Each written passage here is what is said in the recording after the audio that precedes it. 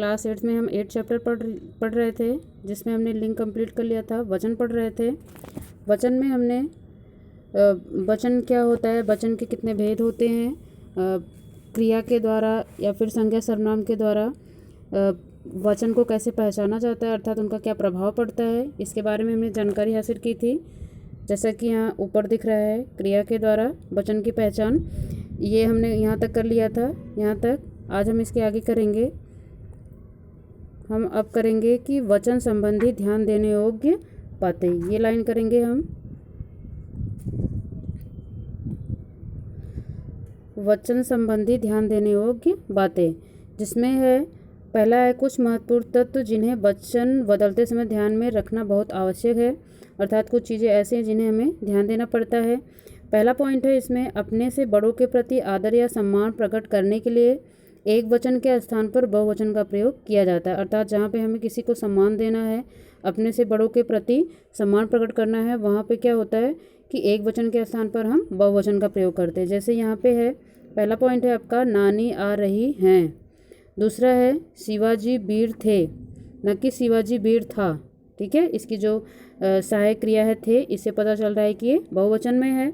और यहाँ पे नानी आ रही हैं, यहाँ पे भी इसमें आप ये देखोगे कि यहाँ पे देखो है में यहाँ पे देख रहे हो आप कि है में है की मात्रा के बाद इसमें अंक की मात्रा भी लगी हुई है। ठीक है, तो अंक की मात्रा अर्थात जो एक बिंदी लगी हुई है उसी को हम अंक की मात्रा कहते हैं। तो इसके लगने से ये होता है कि एक जो क्रिया है वो बहुवचन में है। ऐसे ही थर्ड पॉइंट में, लाल बहादुर शास्त्री हमारे लिए पूज्य हैं। यहाँ पे भी देखो, यहाँ पे भी डॉट लगा हुआ है। तो ऐसा क्या होता है कि जहाँ पे हम किसी को अपने से जो बड़े होते हैं उनके बारे में जब कोई बात करनी होती है तो उन सम्मान प्रकट करने के लिए हम बहुवचन का प्रयोग करते हैं। नेक्स्ट है आपका दूसरा है पुरुषवाचक सर्वनाम। पुरुषवाचक सर्वनाम तू एक वचन है, परंतु शिष्टता को ध्यान में रखते हुए हिंदी भाषा में तू के स्थान पर तुम अथवा आप का प्रयोग किया जाता है। अर्थात पुरुषवाचक सर्वनाम के बारे में हमने पढ़ रखा है। पहला जो सर्वनाम कितने प्रकार के होते हैं, 6। उसमें जो पहला होता है वो पुरुषवाचक सर्वनाम होता है। तो पुरुषवाचक सर्वनाम में क्या होता है, वह, उसने, उसका, ये आपका प्रथम पुरुष में आता है। फिर तू, तुम, तुझे, ये मध्यम में, हम, हमें, हमारा, मैं, ये उत्तम में आता है। तो ऐसे करके ये हमारा क्या है, पुरुषवाचक सर्वनाम है। तो वही वो बता रहे हैं कि इसमें जो तू होता है वो एक वचन होता है, परंतु शिष्टता अर्थात व्यवहार प्रकट करने के लिए या फिर हम किसी को सम्मान देते हैं तो उसमें तू के स्थान पर क्या कर देते हैं, तुम कर देते हैं और फिर आप का प्रयोग करते हैं। तो जैसे यहाँ पे पहला है एग्जाम्पल, मयंक तुम अभी तक गए नहीं। ठीक है, यहाँ पे ये नहीं है मयंक तुम अभी तक गया नहीं। फिर है, बेटा आपके पिताजी कब आएंगे। तो यहाँ पे आएंगे क्या हो गया आपका, बहुवचन की क्रिया लगी हुई है।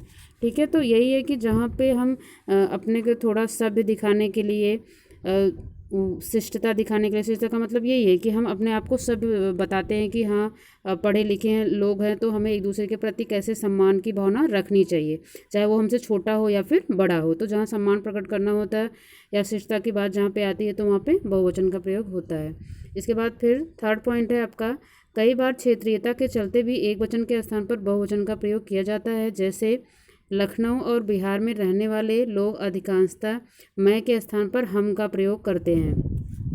ठीक है, तो ये होता है कि क्षेत्रीय भाषा के चलते भी वहाँ की जो लैंग्वेज होती है उसके अनुसार भी हम एक दूसरे के प्रति जो भी सेंटेंस यूज करते हैं तो उसमें जहाँ पे हमें लगता है कि एक वचन प्रयोग करना पड़ता है, लेकिन हम अपने बोली के अनुसार उसमें बहुवचन का प्रयोग कर लेते हैं, लेकिन हमें पता नहीं होता है। जैसे यहाँ पे देखो पहला पॉइंट है, हमें अभी जाने दो।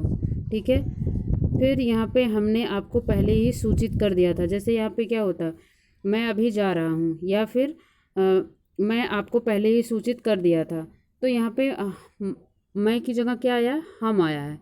अब यहाँ पे हम मतलब हमने हो गया, हमने आपको पहले ही सूचित कर दिया था। ठीक है, बहुवचन में हो गया, हमें अभी जाने दो।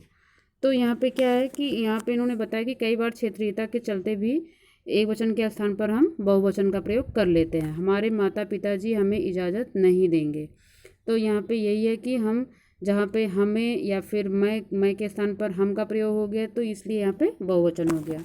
नेक्स्ट है आपका 4 पॉइंट पे बड़प्पन प्रकट करने के लिए भी एक वचन के स्थान पर बहुवचन का प्रयोग होता है, अर्थात जहाँ पे हमें अपना दिखावा करना होता है। जैसे यहाँ पे जो पहला पॉइंट है आपका, पिताजी ने बेटे से कहा आज हम तुम्हें विद्यालय छोड़ने जाएंगे। ठीक है, तो यहाँ पे अपने आप को दिखाने के लिए, जैसे यहाँ पे है आज हम तुम्हें विद्यालय छोड़ने जाएंगे, ऐसा नहीं कि आज हम तुम्हें विद्यालय छोड़ने जाएगा या जाऊंगा। ठीक है, दूसरा है आपका, दूसरा पॉइंट है, राजा ने प्रजा से कहा हम आपके सेवक हैं, आपकी आज्ञा सिर माथे पर। ठीक है, तो यहाँ पे क्या है, राजा अपने आप को अपना बड़प्पन जताने के लिए क्या कर रहा है, वो प्रजा को अपना सेवक बता रहे हैं, या फिर ये कह रहे हैं कि आपकी जो आज्ञा होगी वो हमारे सिर माथे पर। यहाँ पे माथे पर या फिर आपके, ठीक है, ऐसे वर्ड शब्द जहाँ पे आते हैं तो उनको देख के पता चल जाता है कि यहाँ पे बहुवचन है। ऐसा नहीं है कि यहाँ पे आपकी आज्ञा सिर माथा पर। ठीक है, माथा माथे, तो थे होने के बाद, माथे होने के बाद यहाँ पे बहुवचन हो गया, और जहाँ पे आपका प्रयोग होता है वो भी आपका बहुवचन होता है। इसके बाद फिर नेक्स्ट है, कुछ संज्ञा शब्द सदैव बहुवचन में ही रहते हैं, जैसे बाल, दर्शन, प्राण, आंसू, होश, हस्ताक्षर, दाम, लोग आदि। अर्थात ये सारे शब्द जहाँ पे भी जिस भी सेंटेंस में आते हैं तो उनको देख के पता चल जाता है कि ये बहुवचन के शब्द हैं। जैसे फर्स्ट पॉइंट देखेंगे हम इसमें, राहुल के बाल घने हैं। ठीक है, घने हैं, तो घने हैं से ही मतलब हो रहा है कि ये बहुवचन में है। इसके बाद फिर दूसरा है, प्रसिद्ध